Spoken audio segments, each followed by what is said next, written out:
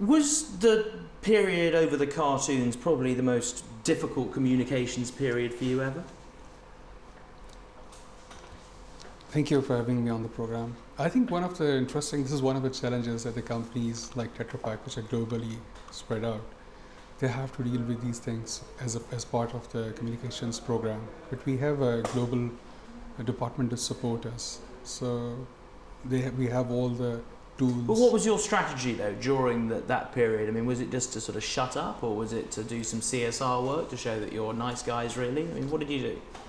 I think we were just wait and watch policy. But obviously since Tetra Pak is a global company, we believe in responsible industry leadership and creating profitable growth in harmony with environmental sustainability. And that's what we are driving at. Okay, but what about this? I mean, do you think that this whole furore over the cartoons was in many ways ridiculous? I mean, it wasn't the company's fault, was it? Yeah, but obviously people have these opinions all over the world. What did you personally think though, when you saw that this furore, you saw on the news the headlines, people burning Danish products, Swedish products as well, because they were also reproduced in Sweden. Were you thinking, come on, this is ridiculous? I think it depends how you look at it. No, but you're an intelligent individual. What did you think? I didn't have any opinion on it. You didn't, of course you had an opinion. What was your opinion? I was looking at it from an intellectual point of view, that West is looking at it from a different point of view, and the Middle East is looking at it from a different point of view, and both are correct actually. So well, how can both be correct? Because it depends how do you look at it.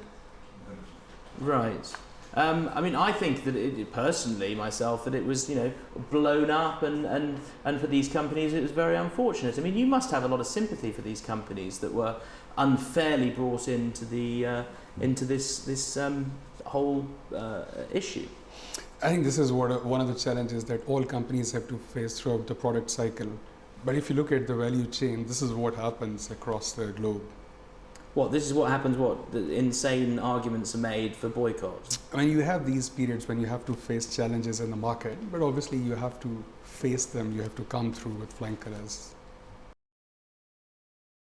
The issue of the environmental awareness, somewhat behind in this part of the world, in the Middle East. Does that upset you? Not really.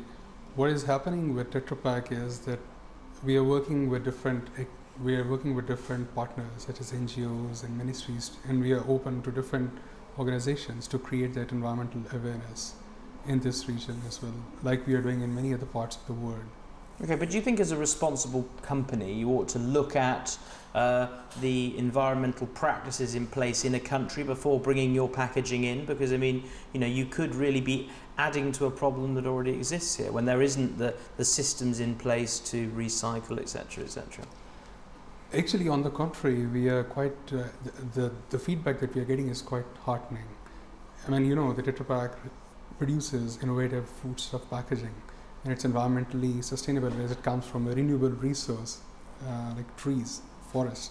So it is. Yeah, but it's only sustainable if people actually use it. I mean, it's only good for the environment if people are recycling it. The reality here is that very, very, very few people are.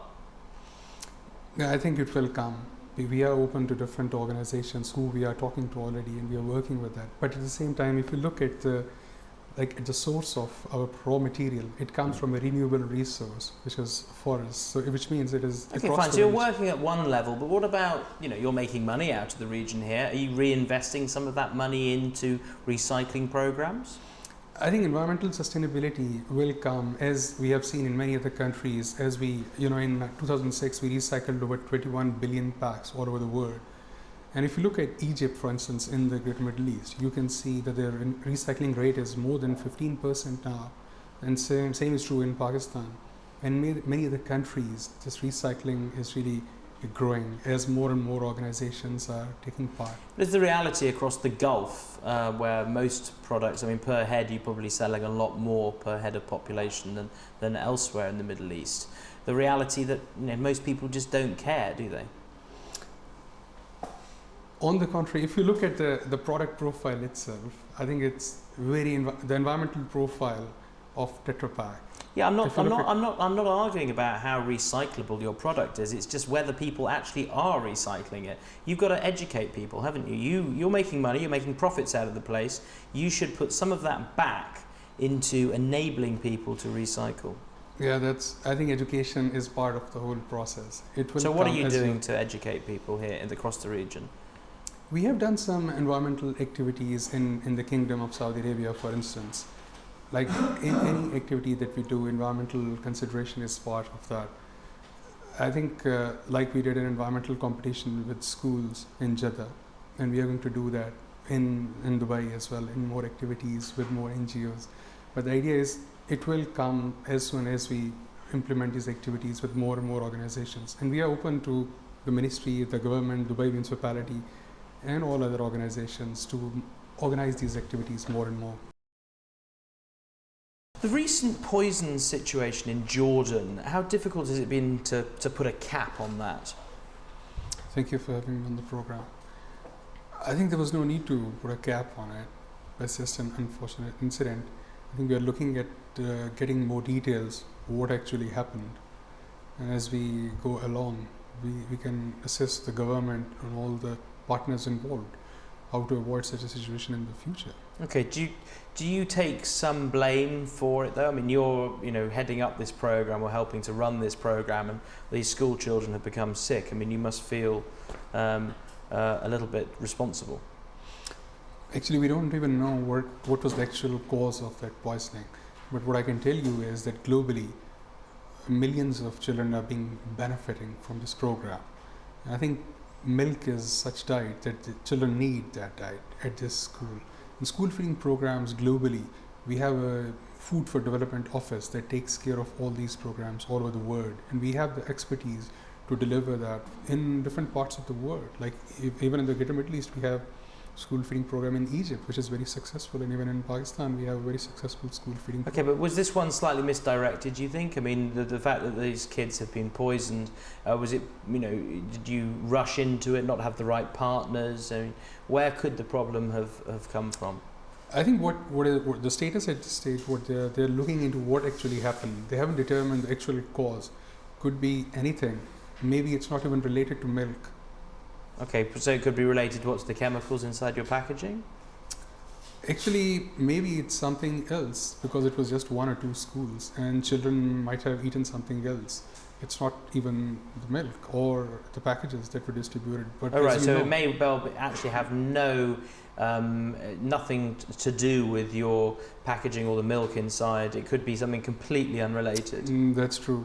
I mean, as you know, Tetra Pak offers economical delivered products which are like convenient, affordable, and packaged in a way which preserves the nutritional value of the product. So we don't actually need anything else. So it won't have come from a Tetra Pak, a faulty Tetra Pak package?